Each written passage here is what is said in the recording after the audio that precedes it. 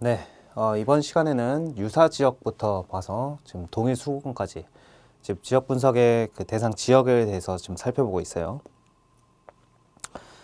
어, 이제 우리가 뭐 가격 수준 이렇게 얘기를 해가지고 혹시 좀 와닿을 만한 사례를 제가 한번 생각을 해봤는데, 뭐 시간 나실 때 보정동에 있는 죽전 카페거리라고 있거든요. 보정동 카페거리. 보정동 카페거리 치면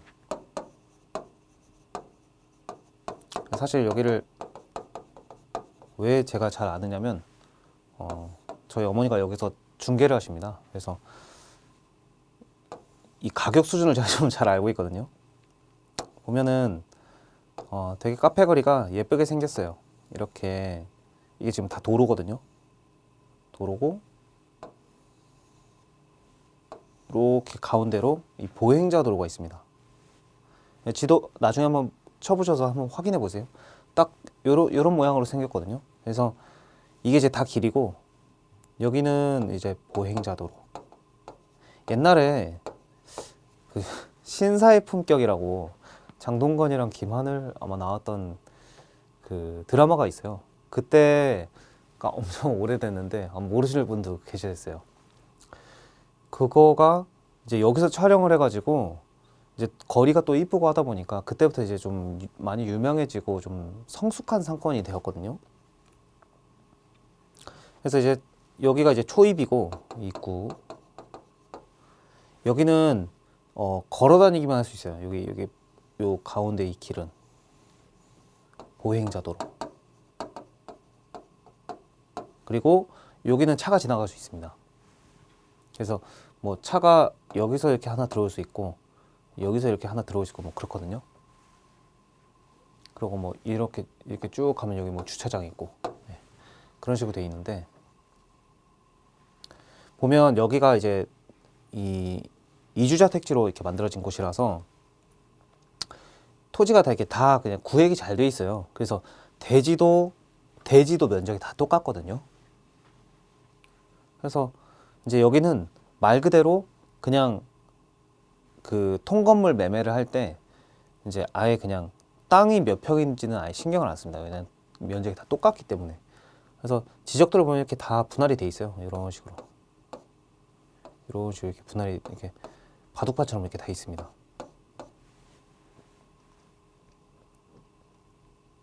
그래서 보면 이제 여기는 이제 카페 거리이기 때문에 사실 일반적인 그냥 빌라를 생각을 해보면 어떤 메인 도로만 이제 이용 수준을 봤을 때 메인 도로만 1층 이상 가고 2, 3층부터는 이제 주거용으로 쓰는 그런 상황이 발생하겠지만 여기는 애초에 테마 자체가 카페 거리이기 때문에 이용 상황 자체가 전부 다 그냥 주상용이에요.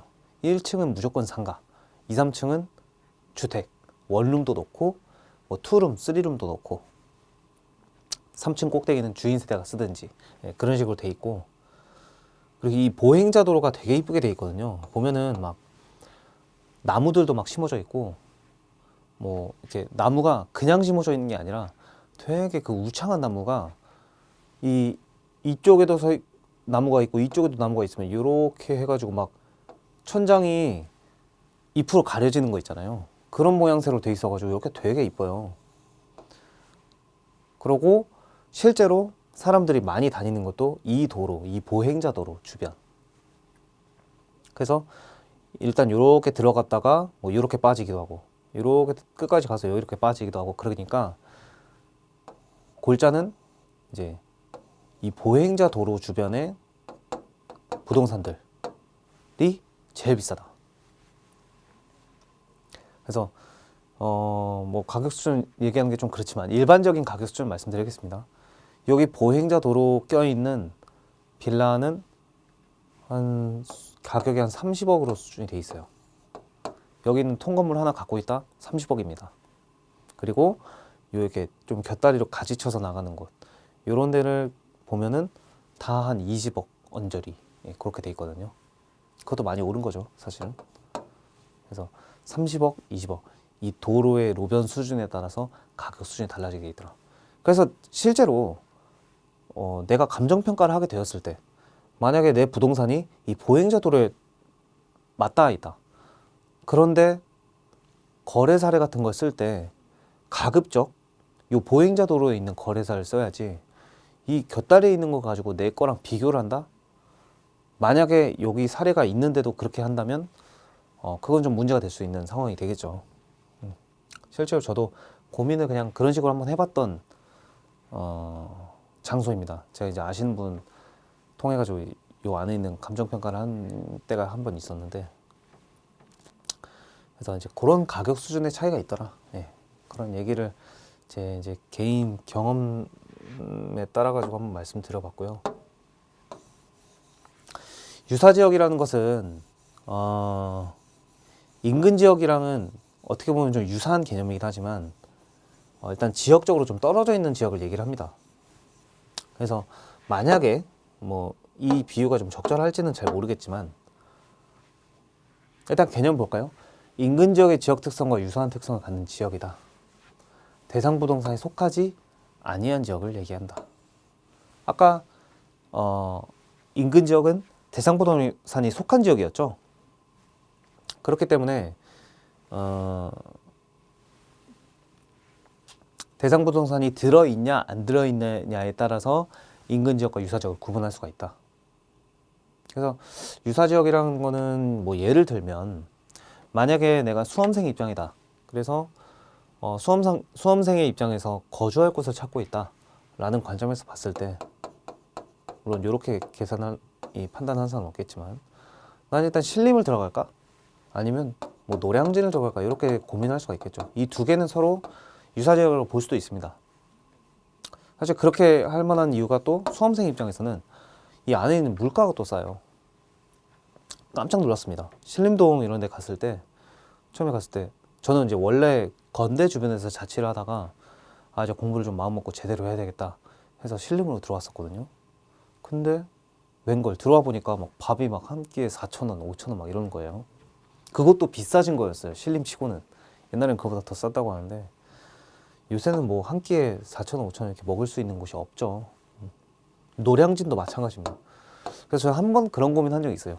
노량진에 이제 제가 아는 친구가 이제 공부를 하고 있으니까 같이 공부할 겸 노량진 놀러 가봤는데 또 너무 좋은 거예요. 음식들도 너무 맛있고 수험생들이 참 살기 너무 좋게 돼. 물론 이제 PC방, 노래방 이런 것도 되게 잘 돼 있긴 했습니다. 그래서 어쨌든 그런 먹거리들, 또 수험생은 먹거리 되게 중요하잖아요. 그런 거 관점에서 봤을 때 노량진 되게 살만하다. 그래서 이 두 개를 혹시 고민할 수는 없을까? 그런 고민을 한 적이 있었어요, 제가. 그래서 그런 생각이 딱 들어가지고 아마 유사 지역이랑 또 개념을 설명하다 보면 이런 게 되지 않을까, 그런 얘기고요. 그래서 유사 지역은 지리적 위치는 다르지만 용도적 기능적 측면과 가격 형성 요인이 인근 지역과 유사하며 상호 대체 경쟁 관계에 있는 지역을 얘기를 한다. 그래서 이는 거리의 원근 개념이 아니라 가격 형성 요인의 유사성에 초점을 둔 개념이다. 당연히 그렇겠죠.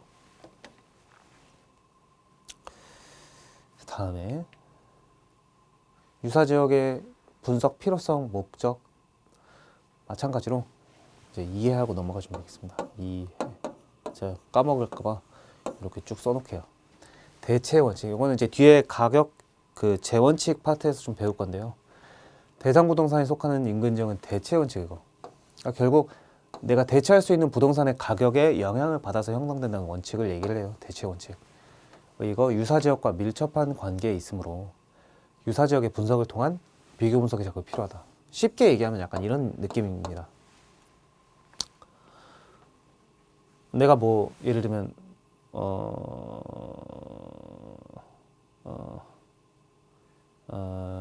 유사 지역이니까 뭐 예를 들면 뭐 신림이랑 노량진을 비교를 할 때 뭐 월세를 비교를 해볼까요? 그래서 둘 다 부동산 한번 가봤어요. 그래서 하나씩 한번 봤습니다. 근데 아니 요 정도 퀄리티에 이 정도가 한 1000에 50 정도 하는데 옆에 갔더니 이거 뭐 훨씬 안 되는 곳을 1000에 50을 달라고 하네. 이런 식으로 어떤 비교의 논리가 적용할 수 있는 것이 이 대체 원칙이라 이 얘기입니다. 그래서 유사 지역도 마찬가지죠. 이 노량진 쪽의 가격 수준이 요 정도인데 신림 여기가 이 정도가 되나?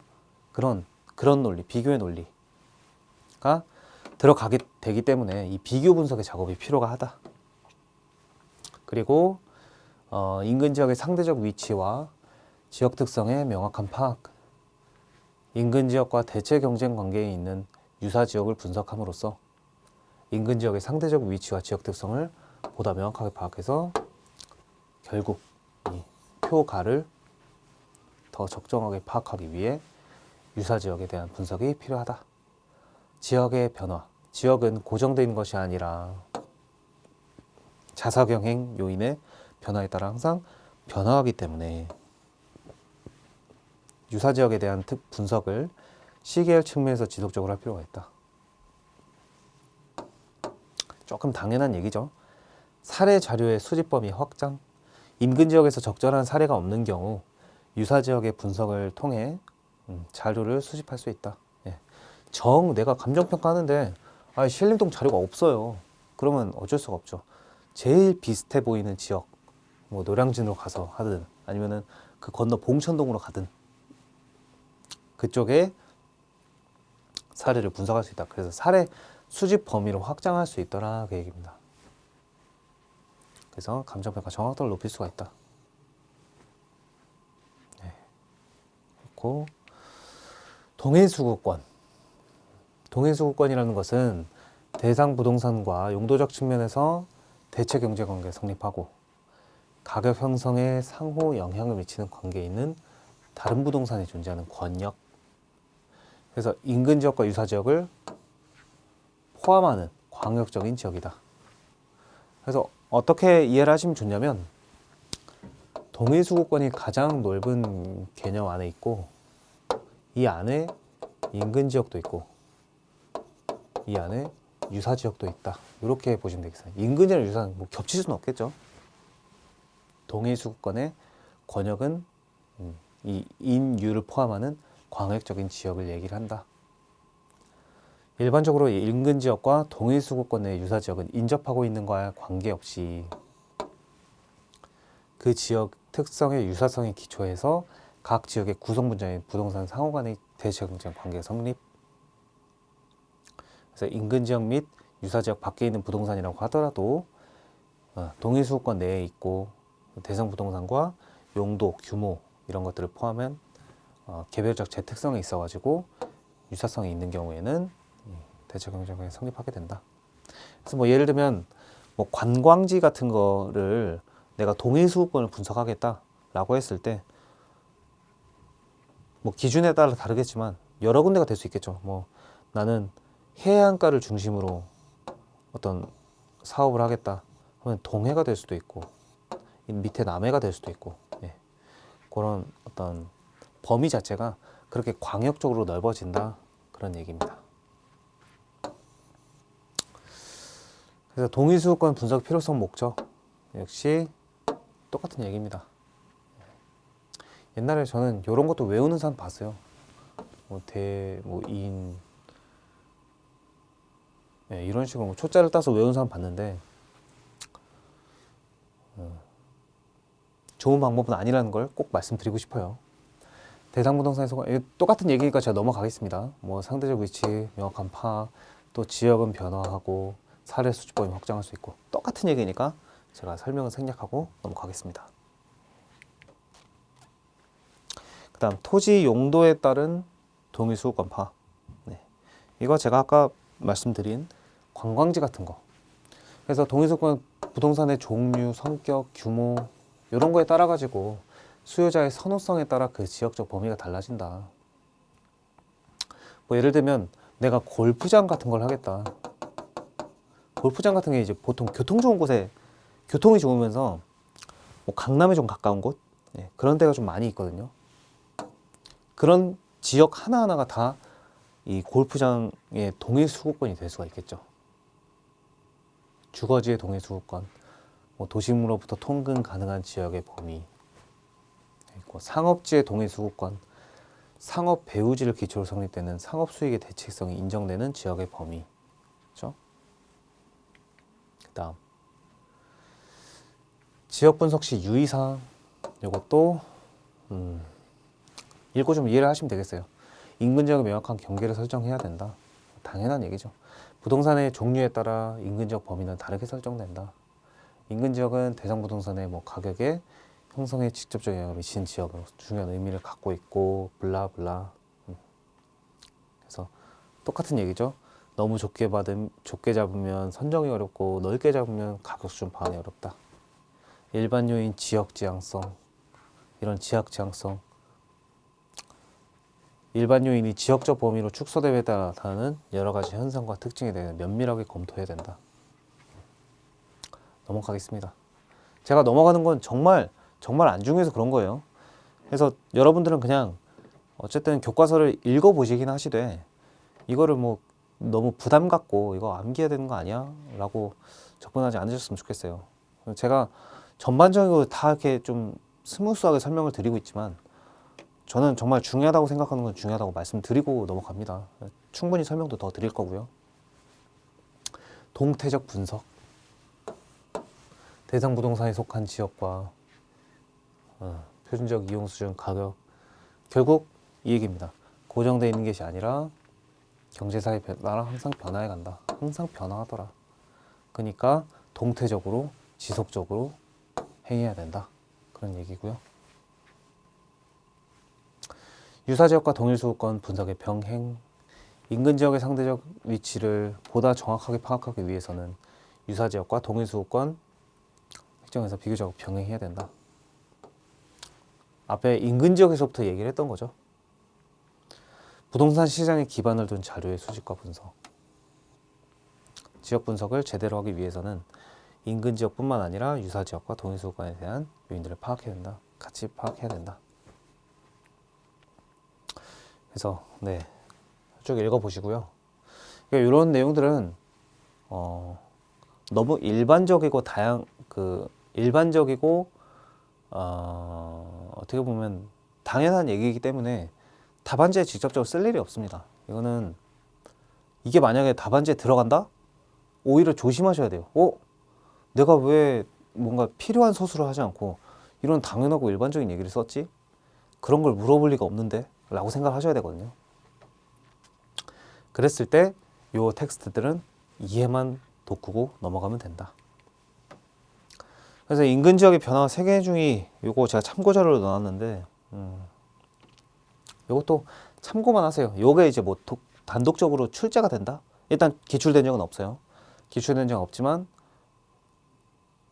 기출된 적 있습니다. 아주 옛날에 있어요. 저는 이제 10개년을 기준으로 말씀드린 거고 아주 옛날에는 있는데 이제 그때는 이제 감정평가 이론도 어떻게 보면 좀 불모지스러운 그런 상황이 있던 상황이고 요즘 나오는 문제들은 퀄리티 자체가 좀 다릅니다. 그래서 감정평가 이론 시험이 굉장히 좀 논리적인 사고력을 좀 요하고요. 그래서 그렇게 봤을 때 우리가 이 이론 공부를 접근할 때 있어서는 오늘 좀 이론 공부에 대한 얘기를 좀 많이 하게 되는데 이 공부를 접근할 때 있어서는 우리가 논술 시험이잖아요. 주관식 논술 시험이잖아요. 절대 암기해서 쓰는 시험이 아닙니다. 예. 시험장에서 뭔가는 사고를 하고 그 사고를 바탕으로 논리적으로 글을 풀어 써내려가는 시험이거든요. 저는 이제 단적으로 얘기를 해가지고 이 책 지금 500페이지 정도 되는데 이걸 그냥 정말 말 그대로 싹 다 암기를 해버렸다? 그래도 떨어질 수 있는 게 이 시험이에요. 적정한 준비가 안 된다면. 그러니까 이거는 암기랑은 상관이 없습니다. 시험의 어떤 점수에 영향을 미치는 것은. 그렇게 하면 단연차들이 다 합격을 해야죠.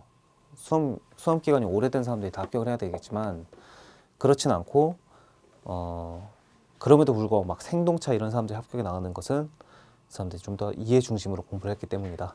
그리고 암기가 점수에 미치는 영향이 크지가 않다라는 걸 꼭 명심하시고 너무 막 지금부터 뭐 의의도 정리해야 되는 거 아니야? 뭐 암기해야 되는 거 아니야?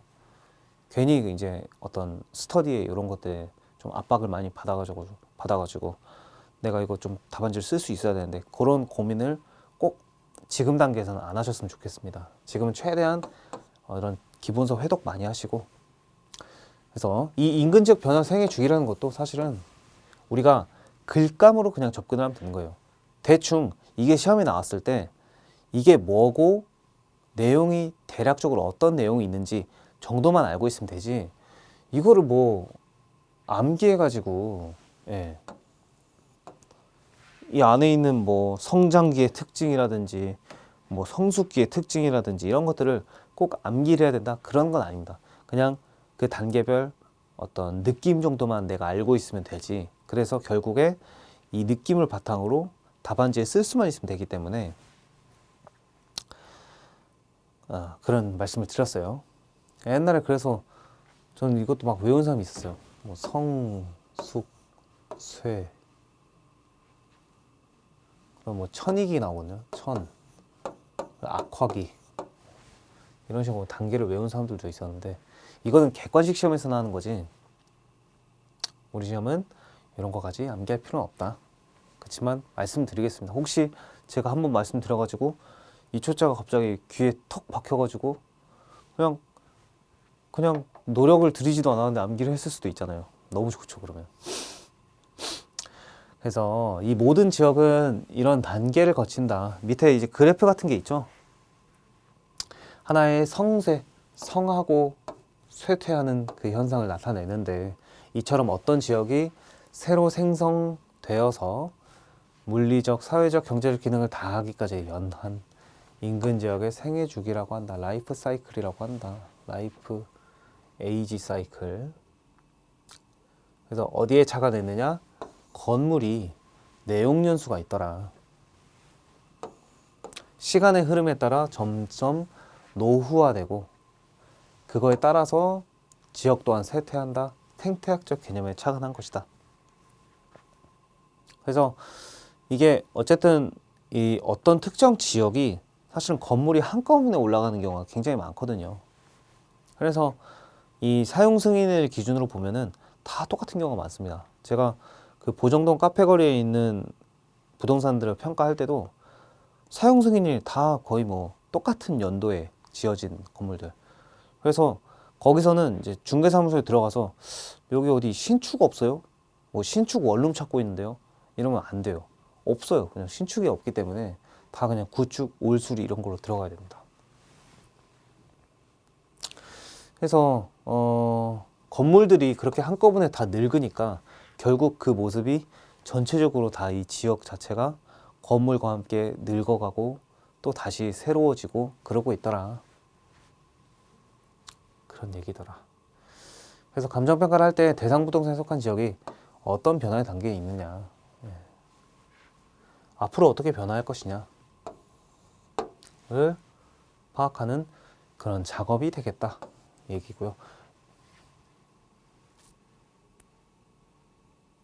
왜냐하면 지역 변화의 단계와 이에 따른 사회적 경제적 영향은 토지 이용 형태와 경제적 가치에 결정적인 영향을 미치기 때문이다.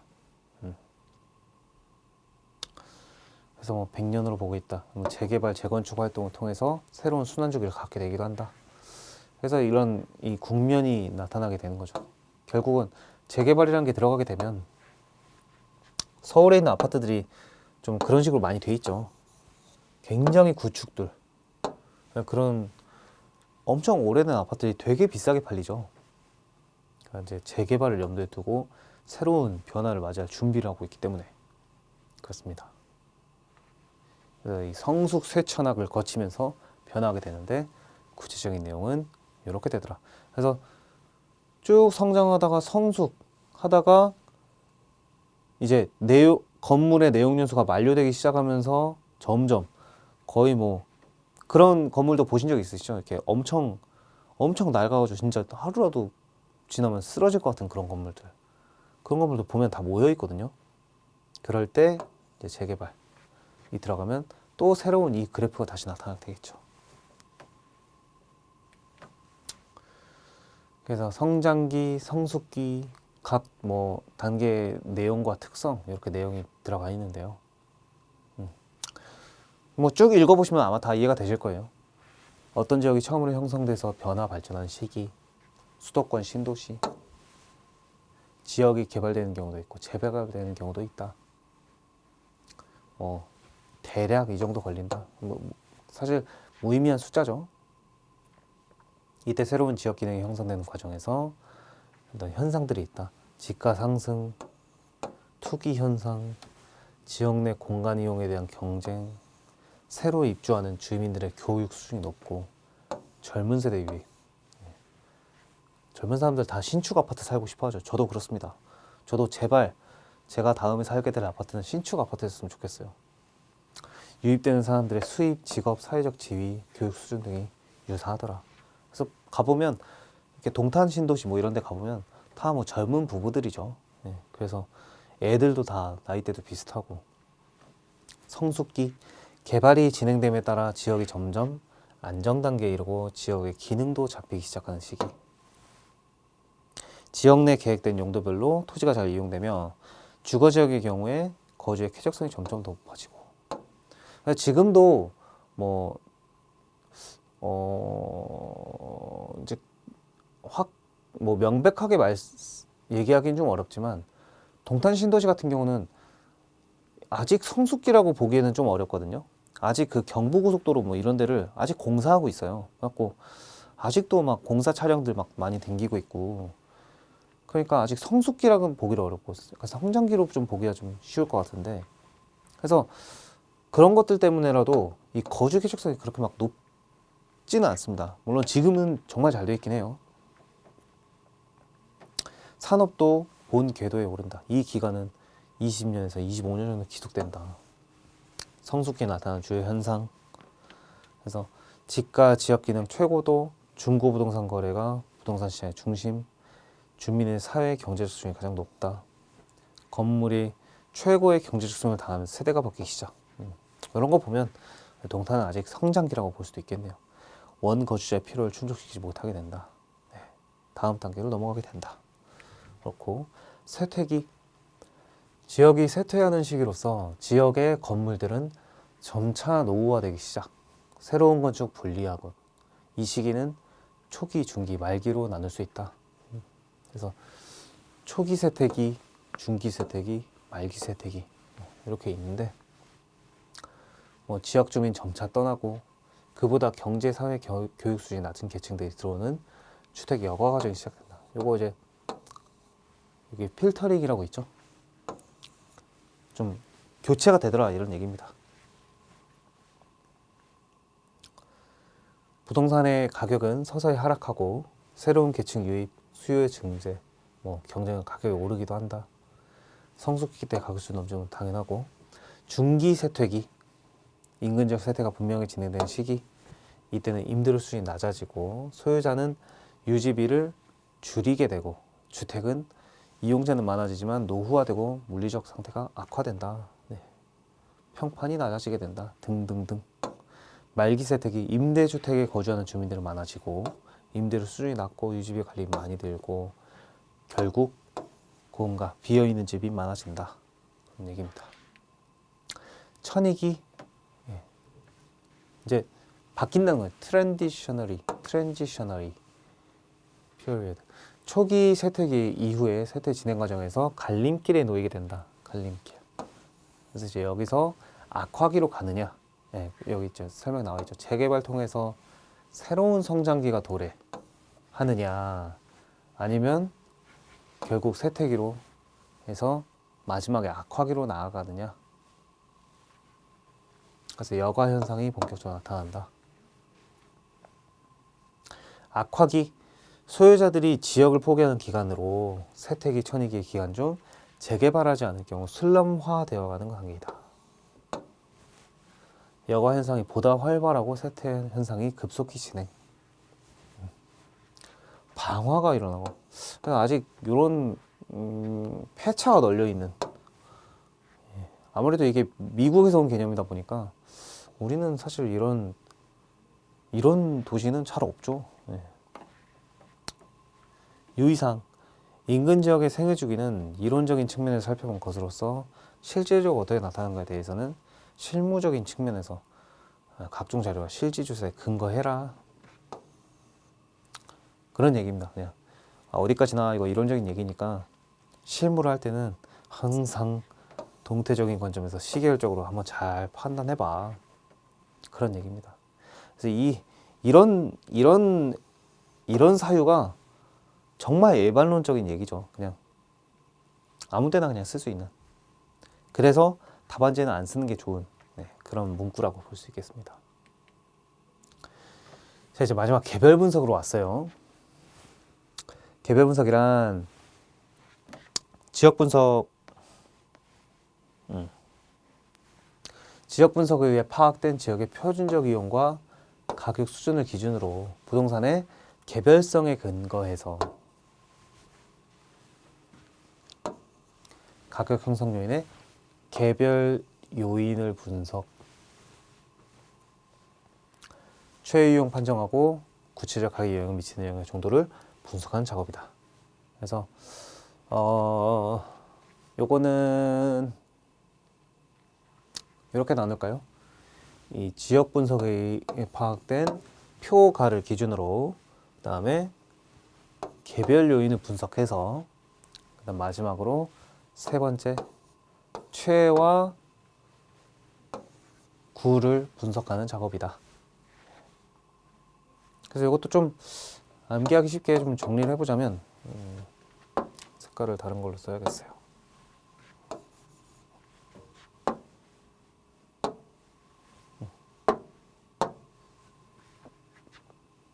이제 개별 요인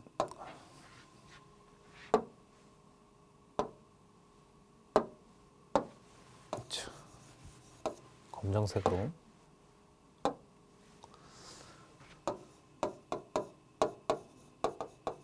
개별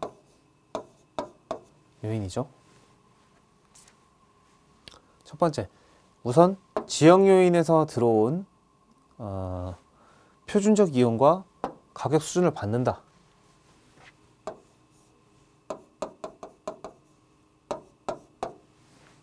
받아서 뭘 해요?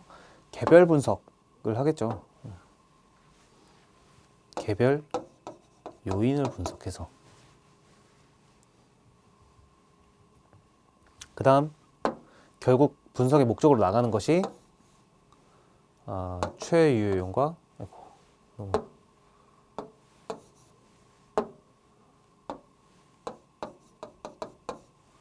최유효용 판정 그리고 구체적 가격에 영향을 미치는 영향의 정도를 분석한다. 그래서 이 그림으로 좀 보셨으면 좋겠습니다. 한번 내용을 한번 자세히 볼까요? 우선 필요성 목적 마찬가지로 여기도 뭐 암기해야 되는 내용은 아닙니다. 우리가 앞단에서 온 이 개별성, 개별 분석 왜 하겠어요? 부동산의 개별성. 부동산은 개별성이라는 특성을 지니고 있기 때문에 물리적으로 동일한 부동산은 존재하지 않는다.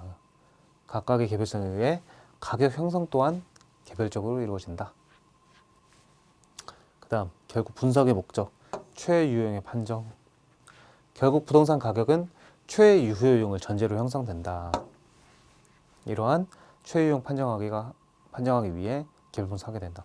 이 최유효용의 개념에 대해서는 뒷단에서 다루겠습니다. 이 가격론에서 우리가 확인할 거예요. 구체적 가격에 영향을 미치는 정도의 분석. 다양한 가격 형성 요인들이 개별 부동산 차원의 구체적 가격 영향을 얼마나 미치는 분석하기 위해서 개별 분석이 필요하다. 여기도 뭐 뒤에서 더 자세하게 말씀드리겠지만 예를 들면 뭐 똑같은 토지인데도 이게 형상이 뭐 세장형이냐 가장형이냐 아니면 비정형 뭐 자루형 토지 같은 거 있죠. 이런 거냐에 따라서 그 가격에 영향을 미치는 정도, 이게 토지가 이렇게 생겨 먹었기 때문에 가격에 얼마나 좀 열세한 영향을 미치느냐, 그런 거. 그 지역 분석과의 피드백 관계, 어떤 지역의 표준적 이용 및 지가 수준은 개별 부동산의 최유효 이용 및 개별 구체적 가격 영향을 미치게 된다. 한편 개별 부동산의 최유효 이용과 가격을 집약 평균하면 바로 지역의 표준적 이용 및 가격 수준이 된다. 지역 분석과 개별 분석은 피드백 관계에 있게 된다. 피드백이라는 게 이게 상호 영향을 미친다는 얘기잖아요. 결국 이 표가를 받아가지고 개별 이 최유용이 되기도 하고 최유용과 구체적 가격이 되기도 하고 그리고 그게 또 다시 모여가지고 다시 그게 표준적 이용이 되고 뭐 그런 관계를 얘기를 한 거예요. 그래서 각각의 적정성을 검증하고 보완한다는 점에서 의미가 있다. 조금 일반론적인 얘기지만 그 정도로 그냥 이해하시면 될 것 같습니다. 피드백 관계 있게 되더라. 그래서 뭐 예전에 이제 그런 기출문제가 있었어요. 이론 문제 중에 개별 분석과 지역 분석의 관계에 대해 설명하시오 뭐 그런 얘기가 있었는데 이제 그 이후에 이제 이 관계가 추가가 된 거죠. 교과서에. 그러다 보니까 이제 원래 없던 내용이 이제 이런 식으로 그냥 시험에 나오면서 추가가 되고 그리고 이제 요게 꼭 정답은 아니에요. 꼭 뭐 피드백 관계를 물론 물어보려고 이제 시험 문제를 낼 수도 있지만 그거 외에도 그냥 어떤 관계를 써도 정답은 될 수 있습니다. 내가 논리적으로 배운 걸 바탕으로 잘만 쓴다면 선후 관계 있게 된다. 보통 앞에서 표가를 받아서 우리가 개별 구체적 최유효이용과 구체적 가격에 미치는 영향의 정도를 파악하게 되잖아요. 그 어떤 논리적인 순서를 봤을 때 이건 선후 관계에 있다라고 얘기를 해도 틀린 얘기는 아닙니다. 네. 그런 식으로 이해를 하시면 되겠고요. 다음 단계. 아까 우리 1, 2, 3으로 했죠? 그래서 대상 부동산을 먼저 확정한다. 아까는 지역을 먼저 확정을 했었죠. 이번에는 대상 부동산의 확정입니다. 그러면 요거를 좀 헷갈릴 것 같아서 이거는 제가 내용 정리를 하려고 이렇게 얘기했던 건데 요거를 1번으로 하지 말고 1번은 별도로 우리가 대상 부동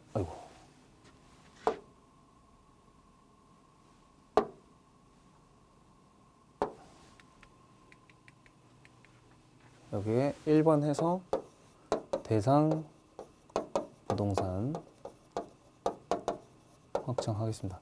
이게 교과서에는 이렇게 나와 있는 건데 이게 어떻게 된 거냐면 제가 좀 이 정의를 외우는 데 있어서도 가급적 이 형식을 좀 통일하기 위해서 제가 좀 별도로 좀 수작업으로 수정을 한 거예요. 그래서 이 내용은 제가 그대로 원문을 인용을 해왔지만 우리가 암기할 때 있어서는 지역 분석을 외웠으면 그 논리대로 개별 분석의 의의도 같이 똑같이 외우는 게 좋기 때문에 1번은 우선 대상 부동산 확정 그렇게 이제 대치하는 개념으로 아까 우리가 지역 분석에서는 대상 지역의 확정을 먼저 한 것처럼 그래서 개별 분석을 수행하기 위해서는 대상 부동산 확정이 이루어진다. 근데 그게 뭐냐?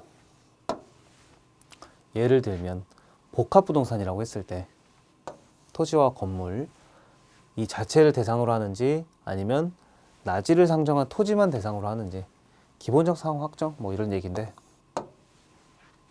아니면 이 외에도 병합을 전제로 하는지 뭐 분할을 전제로 하는지 그리고 일괄 평가를 하는 것인지 일단지인지 구분 평가의 대상인지 네. 요거는 뭐 혹시 모르셔도 그냥 넘어가셔도 됩니다. 이제 실무를 하셨으면 다 이제 아는 어휘들이긴 한데 뒤에서 감정평가 이론 쪽에서 더 자세하게 다룰 거예요. 그러니까 쉽게 얘기해서 그냥 이 대상 부동산 자체를 어떻게 평가할 거냐에 따른 어떤 방법론의 확정입니다. 부분평가의 대상인지 이런 것들이 있다. 그래서 어떤 걸 기준하느냐에 따라서 결국 이 분석의 결론이 최유효용의 형태가 달라지기 때문이다.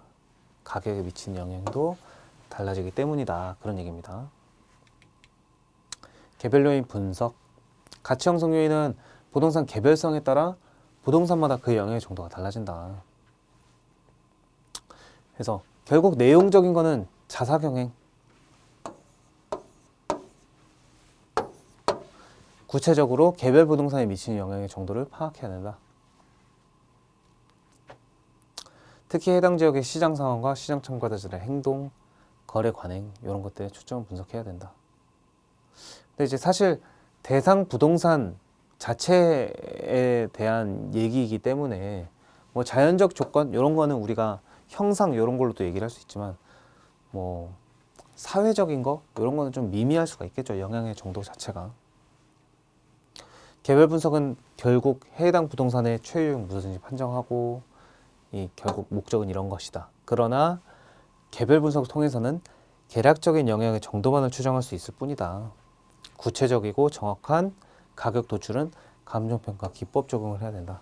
그러니까 우리가 헷갈리지 말으셔야 되는 것이 개별 분석을 한다고 해가지고 바로 가격이 나오는 게 아니에요. 구체적인 가격이 나오는 게 아닙니다. 구체적인 가격에 미치는 영향의 정도를 분석하는 거예요. 쉽게, 정말 쉽게 얘기하면 개별 요인치를 내가 생각을 한다고 보시면 됩니다. 대상 부동산 확정하고 대상 부동산에 보니까 뭐 토지 이용 계획 확인을 봤더니 어떤 공법상 제한이 걸려 있더라. 그러면 그게 가격에 영향을 얼마나 미칠 것인가에 대한 정도를 분석을 해야죠. 뭐 예를 들면 도시계획 시설 도로에 저촉되어 있다. 그러면 이 저촉된 토지와 저촉되지 않은 토지가 얼마나 이 비율적으로 차이가 나서 거래가 되고 있느냐, 혹은 이게 얼마가 차이가 나는지 그 전체적인 비율에서 우리가 몇 프로를 계산할 것이냐, 그런 것들을 분석하는 것이지 그냥 결과적으로 이게 결국 단가가 얼마다 그런 얘기를 하자는 게 아니에요 지금. 그래서 그 얘기입니다. 구체적이고 정확한 가격 도출은 감정평가 기법을 적용해라 얘기입니다. 그 다음 내용. 개별 분석은 개별 요인의 분석을 통해서 최유용 판정하고 제반 요인들이 개별 부동산의 가격에 어떠한 영향을 미치는지 확인하는 작업으로 이루어진다. 이때 부동산 종류에 따라서 구분해서 행해지는데 다시 토지와 건물, 토지 건물 이런 구성 요소를 기준으로 세분할 수도 있다. 그래서 여기 지금 지역 분석과 마찬가지로 용도별 특성에 따라서 핵심이 달라질 수가 있다. 특히 뭘 중심으로 보느냐? 주거는 쾌적성, 상업은 수익성, 공업은 뭐 생산성 이런 것들 아까 똑같이 얘기했었죠. 토지 생산성 이런 것들을 좀 중점적으로 봐야 된다. 그러니까 뭐 토지가 어떻게 생겨 먹었느냐 만약에 그걸 가지고 우리가 얘기를 하려고 해요. 근데 그것 자체가 주택 쾌적성에는 영향을 미치지 않을 수도 있죠. 공장의 생산성에도 마찬가지. 오히려 뭐 공장은 제가 저번에도 말했지만 규모가 좀 커야 된다고 얘기를 했죠. 토지 땅이. 그러니까 이 토지가 표준적인 어떤 공장에 필요한 표준적인 획지 면적이 있는데 그것을 충족하지 못하고 좀 이 토지는 다른 토지보다 좀 규모가 작더라. 그렇다고 한다면 이 생산성에 영향을 미칠 수 있다. 그렇게 판단을 해서 이 구체적 가격에 영향을 미치는 정도를 분석을 할 수가 있겠죠. 이런 요인들은 내용적으로 자사경행 분류할 수 있다.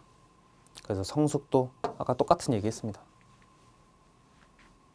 토지 용도에 따른 개별 요인 분석. 이 안에 이제 예시입니다. 이 안에 있는 내용들을 다 분석을 해서 개별 요인, 개별 분석을 할 수가 있다. 그래서 주거지에서는 쾌적성, 그래서 뭐 형상 일조, 건습, 교통시설 거리, 지하철과의 거리 뭐 이런 것도 되게 중요하겠죠. 주거 같은 경우는. 상업지, 상가 수익성. 그래서 전면 너비 뭐 이런 게 되게 중요하겠죠. 그러니까 똑같은 토지여도 도로가 이렇게 나있는데 얘는 요렇게 붙어 있어요. 옆에 있는 땅은 요렇게 붙어 있어요. 둘이 면적은 똑같아요. 그러나 단가로 따지면 얘가 더 비싸다고 볼 수 있겠죠. 왜냐면 사람도 다 이렇게 다니는데 여기는 더 많이 쪼개가지고 더 많이 넣을 수가 있잖아요. 그런 어떤 개념들, 요인치를 우리가 수정할 수 있겠죠. 공업지, 공업의 생산성, 간선 도로 같은 거, 농경지, 토지의 생산성, 경작의 난이, 토양 및 일조 등등, 관계 배수, 실업가의 접근, 임지, 토지 생산성 등등 있습니다. 건물의 개별 요인은 뭐 건물과 관련된 부분, 구조, 면적, 뭐 철콘이냐, 아니면 철골이냐, 아니면 그냥 벽돌조냐, 그런 것들, 시공의 질, 건물과 그 부지에 관한 요인, 복합 부동산인 경우 건물의 배치, 뭐 부지와 건물과의 적합 상태, 이런 것들. 네, 쭉 그냥 읽고 이해하시면 되겠습니다. 유의사항, 요것도 쭉 그냥 읽어보세요. 대상 부동산의 명확한 확정, 제대로 해야 된다. 그런 얘기입니다. 현장 조사 이런 거 해야 된다. 가격 형성 요인의 개별성, 부동산은 뭐 고정성, 개별성을 갖게 된다. 그래서 개별 부동산마다 부동산의 이용 이런 것들이 달라진다. 이에 개별 부동산을 함에 있어서 가격 형성 요인이 개별 부동산에 따라 나타나는 여러 가지 현상과 개별적 특징 면밀하게 검토해야 된다. 동태적 분석의 필요성, 제반 요인이 최구에 미친 영향은 시장 상황에 따라 변하게 된다. 그래서 아까 제가 얘기했죠. 아무데나 쓸 수 있는 얘기. 동태적으로 분석해야 된다. 시계열적으로 분석해야 된다. 최유용 판정에 있어 유의사항. 뭐 개별 분석에 있어서 핵심적인 내용 중에 하나가 최유용 판정이다. 그래서 이걸 조심할 때 유의해야 될 사항이다. 네, 이것도 이해하세요. 그냥 이해하시고 넘어가시면 됩니다. 이거 암기하는 게 아니에요. 통상의 이용 능력이 있는 사람이에요. 이건 이제 최유용 개념 때문에 그런 거예요. 객관적으로 양식 이런 이용해야 된다. 이건 이제 사실은 거의 뭐 생략해도 되는 그냥 최유효용의 개념 자체가 요거기 때문에 요것도 마찬가지. 단순한 이용자가 아닐 것. 네. 단순한 이용자는 소유자와는 달리 계약내용 조건에 따라 이용법이 한정되거나 제한될 가능성이 많다. 우리가 최유용이라는 것은 애초에 전제를 할 때 이걸 경제적으로 잘 놀릴 수 있는 사람을 상정을 하거든요. 그런 얘기. 판정 유의사항 계속해서 예측 가능한 이용해야 된다.